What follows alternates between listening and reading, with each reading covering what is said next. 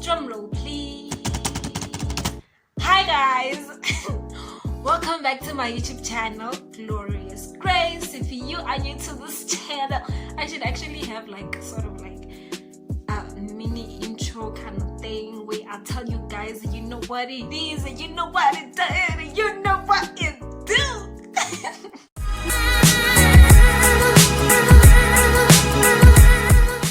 So, if you are a returning subscriber, welcome back to my channel. If you are new to this channel, then welcome. This is Hope. As you can see from the title of the video, today we are going to be talking about why God is called the God of Abraham, Isaac, and Jacob. Let's get into the video. So today I'll be reading mostly from Genesis, but yeah guys, there are references in the New Testament that also talk about the God of Abraham, Isaac, and Jacob, and yeah, but I'll mostly be reading from I'm gonna be reading from Genesis only. I'm not gonna read Abraham's story, I'm just gonna tell it to you guys. And okay, we all know that God promised Abraham a son, even though Abraham and Sarah a son, even though Sarah was past bearing age, he still promised him a son.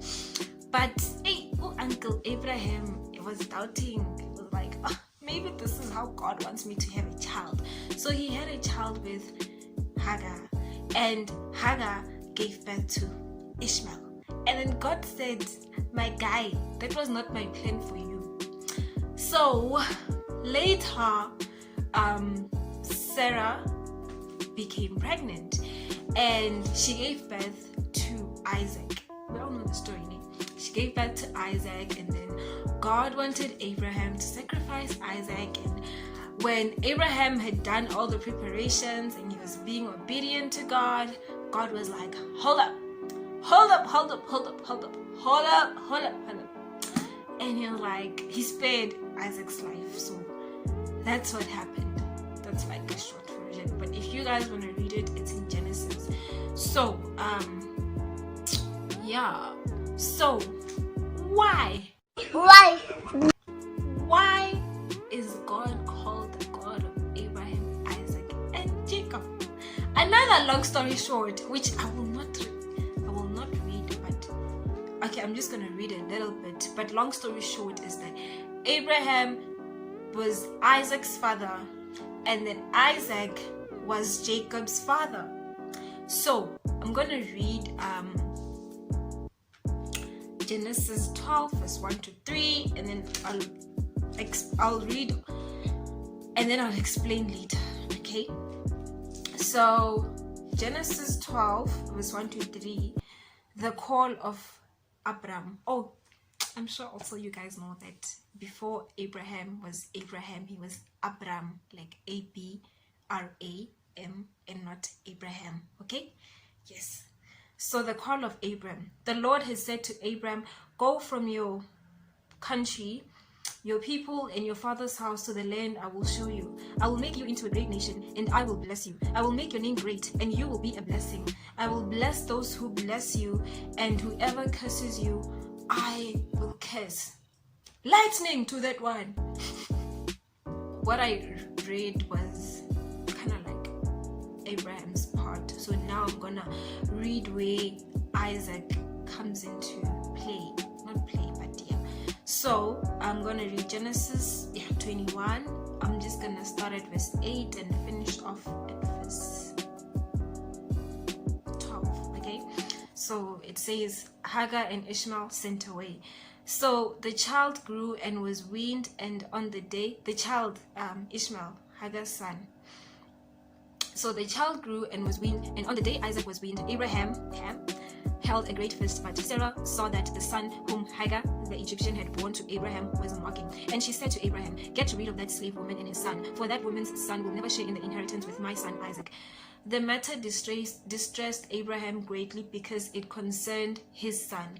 But God said to him, Do not be distressed about the boy and your slave woman. Listen to whatever Sarah tells you, because it is through Isaac that your offspring will be reckoned. Okay? So now Isaac is all grown up.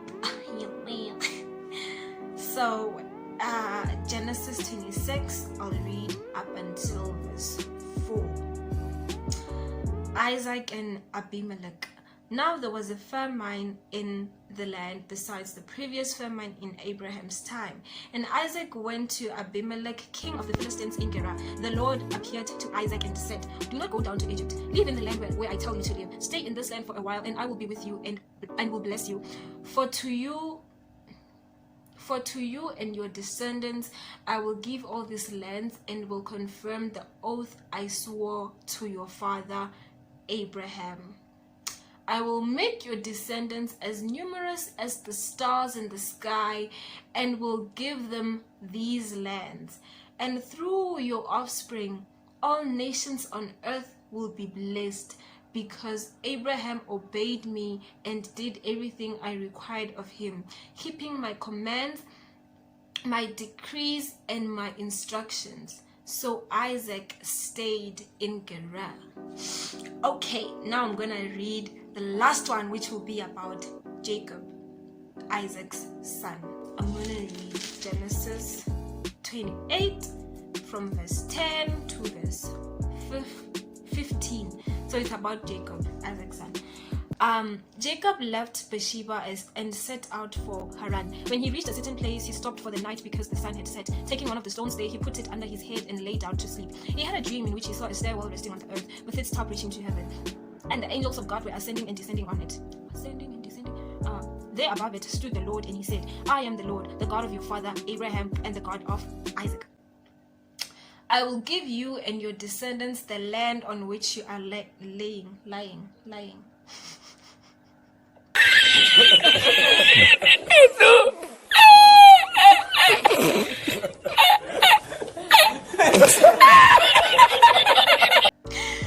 Your descendants will be like the dust of the earth, and will spread out to the west and to the east, to the north and to the south.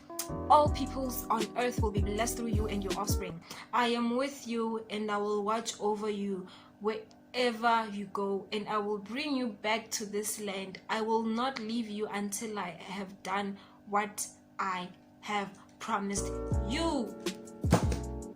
So what can you guys tell me from what I have read? You can comment down below what you think before I finish. You can pause.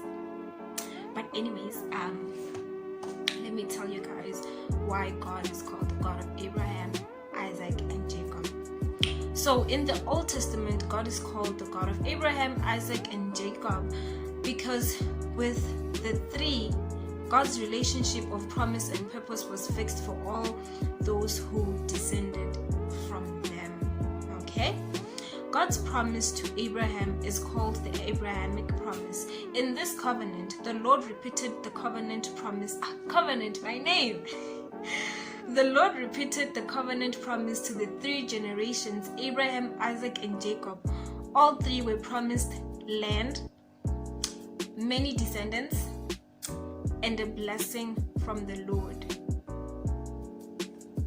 Isn't that amazing? How God always keeps his promises. Like, he's just a covenant keeping God. The same God who kept his promise with Abraham kept the same promise with Abraham's son Isaac, and kept the same promise with Isaac's son Jacob. That is 3 generations, guys.